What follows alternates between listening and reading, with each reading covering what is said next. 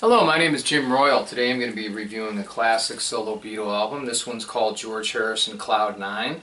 It was released back in November of 1987. It was originally recorded between January and August of that year. Between January and April he recorded 17 backing tracks, different songs. And then between April and August he did overdubs. And he ended up selecting 11 songs for the album. I'm going to show you the cover real quick. This is pretty interesting.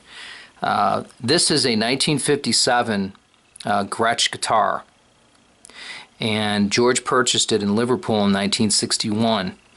It was later, shortly thereafter, given to a friend of his, Klaus Voormann. Klaus was from the old Hamburg days when the Beatles would play there, and Klaus, if people remember, was the gentleman who did the artwork for the Revolver album and also played on George Harrison's solo albums, bass, John Lennon, and was basically a Beatle friend for many years. He, after 25 years of having the guitar, George Harrison asked for it back, and I think it was sitting in storage somewhere. Klaus was more than happy to give it back to him, and they had it restored, and this is it on the album, and George continued to play it. This is the back side. Okay. All right, Cloud 9. Cloud 9, let's see. Definition of that. State of euphoria. A good time. And I think that this basically would sum up this album. It is a good time. In fact, I'm going to let you know right now, it's my favorite George Harrison solo album, period. It's just, I remember when it was coming out, I was really excited at the time. It didn't let me down. George had been retired from music for about 5 years prior to that. He was just disillusioned with the music business. He continued to do, he was heavily into filming. He helped filming production of handmade films. He worked with Monty Python, and he had recently done produced a movie, Shanghai Surprise, with Madonna and Sean Penn the prior year. So I'm going to tell you, we have some guests on here. We have Eric Clapton, we have Ringo Starr, we have Jim Keltner, we have Ray Cooper, Gary Wright, Elton John. A lot of big names on here. And this was co-produced by Jeff Lynne. Jeff Lynne was and still is in the band ELO, Electric Light Orchestra. A lot of people say about ELO that's kind of where I Am the Walrus and the Beatles left off. They continued the legacy of that style of music. So this is a very Beatle album. Besides having a Beatle on it, you also have the creative force of Jeff Lynne, and he's a wonderful producer. He later produced, the Beatle, the Threedles, Free as a Bird and Real Love. Very respected. George didn't know him prior to making this album. George had a mutual friend. He asked for Jeff Lynne's number. They went out to dinner. They hit it off real well, and he thought, hey, I can work with this guy. So they did. George and him played a lot of the instrumentation on here. Jeff plays bass, some keyboards, guitar.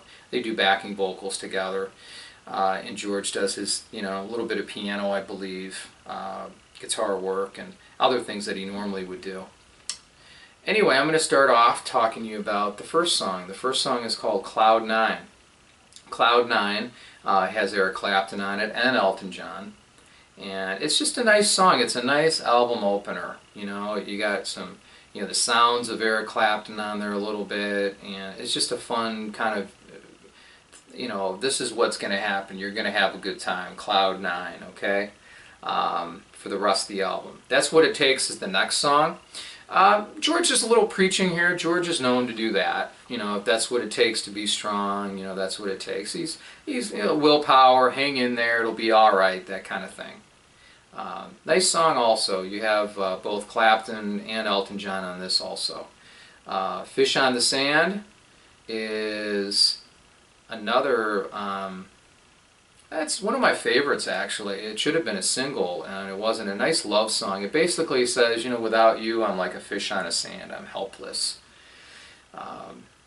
I've always enjoyed it a lot. It's really nice. Very ELO-ish, more than Beatle-y, but very ELO. And I like some of the the keyboards that are in there, the backgrounds that they create, the spiral, music. It's very well. Production second to none. Just for Today is a nice ballad. He has Gary Wright playing on there, piano, lending his talents. I like it. It's just a nice ballad. It's just really nice. Just for Today is talking about if we can, forget about life's problems and just live a good life. Just for today. Look at today and live it to the fullest. This Is Love is the next song. This was a minor hit in Britain. I remember it being played here on the radio here in the States too.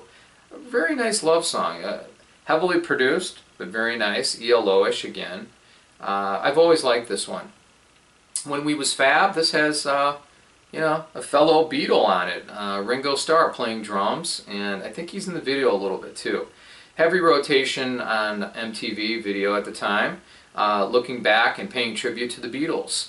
Actually, George plays a sitar at the end of this, which he had said he hadn't picked up a sitar in years. A sitar, an Indian instrument that's like a guitar. He hadn't played it in years, and it was a nice way to kind of close this song, at the end. The video has a Beatle montage, and he's just saying nice things about the good old days. Devil's Radio is the next song. This has Clapton and also Elton on here. Devil's Radio. And this is just a statement. It's just saying, the devil's in our songs, he's in our music, he's in our culture, he's in the words we write, what we sing. It's not good. We need to start preaching a different message. And I hear what he's saying, I get it, I understand. Temptation is very easy, and it's just talking about how we need to kind of ease off on that. And it's a nice upbeat song. I like it a lot, and Clapton, Elton are on there, and they do a good job with it. This was at the time when Elton was recovering from his vocal surgery, so he wasn't lending his talents to singing, but he was playing piano because he's also known for that. Someplace Else, I've always liked this song. This is such a nice ballad, just a lot of fun. He's just talking about, a wonderful person in his life, a wonderful woman, I'm assuming his wife, and, how they can just be someplace else. She showed me, how to care, and just really nice. I never get tired of this album. There's no filler on here whatsoever. It's just all outstanding album tracks. Not all of them are hits, but it's really nice. Wreck of the Hesperus, you have Clapton and Elton on here again. And Wreck of the Hesperus, he's kind of comparing himself kind of like to an old ship, run-down ship, but he says, hey, I still have it. I still have what it takes to be happy, to succeed, to enjoy life. I might be breaking down, I might be getting a little bit older, but I still have it. And that's what he says there. He's just poking fun. He's having some fun with himself. Breath Away from Heaven, this is a song very different for George, an Orient kind of Asian song. This was music from Shanghai Surprise, a movie he produced in 1986, the prior year, with Madonna and Sean Penn. So I like it. It's something different from him. Breath Away from Heaven. And then the last song is called Got My Mind Set on You. This was the big hit off of here, #1 hit here in the States and in the United Kingdom. This was actually a B-side to a James Ray song from 1962.